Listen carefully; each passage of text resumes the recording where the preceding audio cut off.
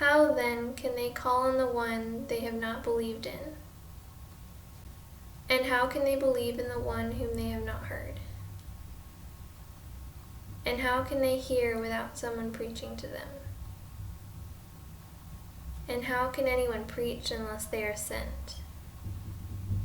As it is written, how beautiful are the feet of those who bring good news.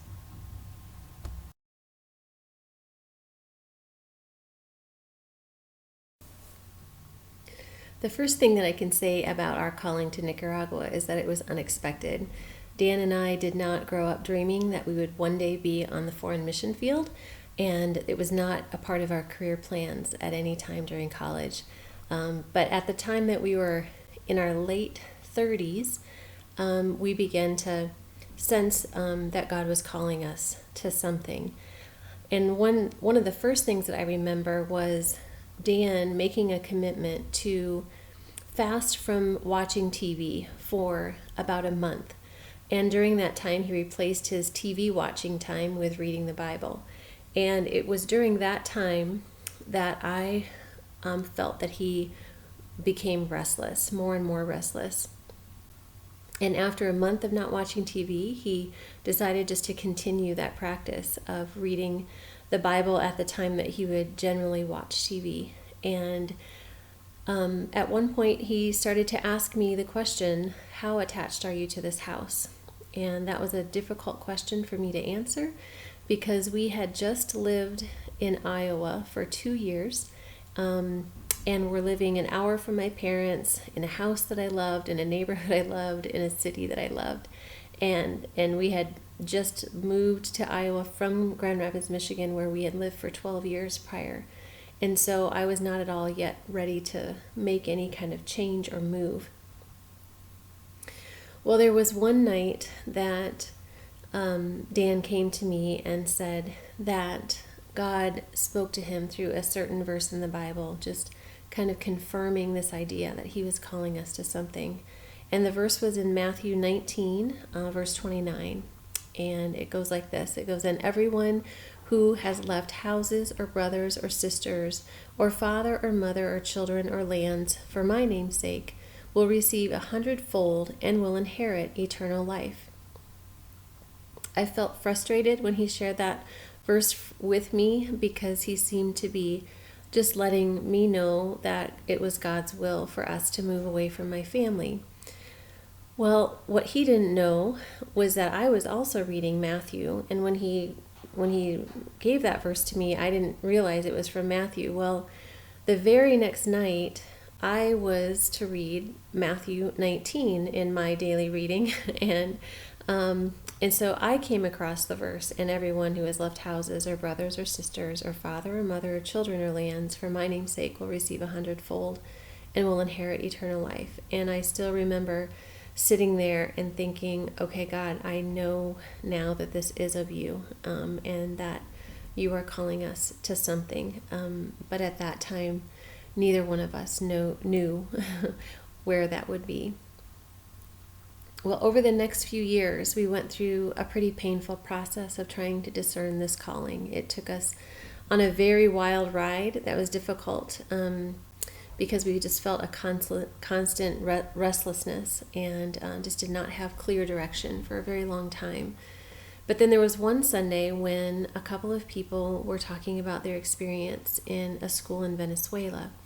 And as Dan and I listened to them talk about their experience in this school, we both felt the sense that this is it. This is what God is calling us to. And we went home that day and shared what had kind of happened in each one of our hearts and confirmed to each other that God was speaking to us, letting us know that a school was the general direction he was calling us to.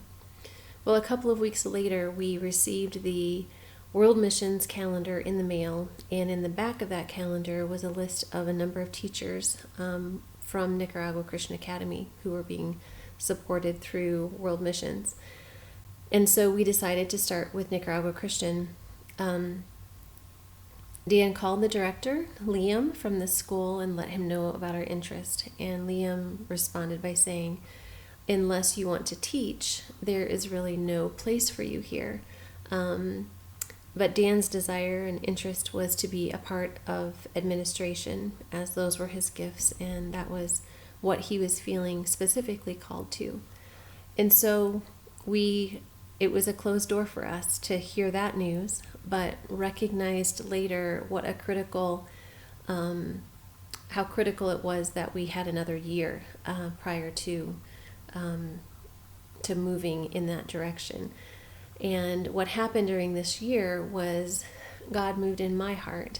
Up until this point, I was following Dan, believing that God was calling us, but just not embracing the call. And my hesitation in embracing the call was our children, and I did not believe that it was good for our children to go to the mission field, and had a lot of concerns about what could happen in terms of health or in terms of safety, and really struggled with the idea of bringing them to the mission field. Well, during this time, Rebecca decided that she wanted to write little devotions, and they were all about Jesus and how he sweeps your heart clean, and basically a message of the gospel in first grade language. And she wrote them up and decided that she wanted to pass them out in our neighborhood and at the park near our neighborhood. And so she was doing that. And at the same time, Will's teacher at school had assigned the class to write an essay or a paragraph about what they wanted to be when they grew up. And so Will, in his kindergarten heart, talked about in his little essay that he wanted to be a missionary doctor someday when he grew up, and described his desire for being a missionary. And so as I was arguing with God about how bad the mission field was for our children, God was placing a desire in Rebecca's heart to practice missions in our neighborhood, and in Will's heart to dream about becoming a missionary one day. And so I was quickly becoming outnumbered. I then remember one afternoon that when the house was quiet and I was staring into space and just talking to God about this direction that our life was taking, and in his gentle, quiet whisper, he interrupted my thoughts and said, "Lisa, all this time you've been thinking that I am calling you and Dan to missions and that you are dragging your children into this. But what you have not seen is that I have a call on their lives as well. And I am calling not only you and Dan to Nicaragua, I am calling them too." Well, at the end of this year, we were still certain that he was calling us to Nicaragua.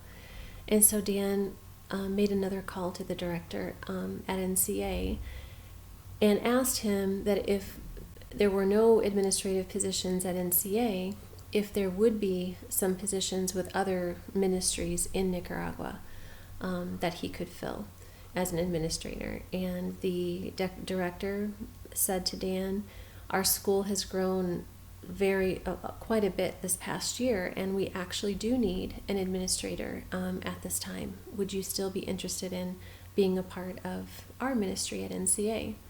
And Dan said that he would definitely would like to be a part of that ministry.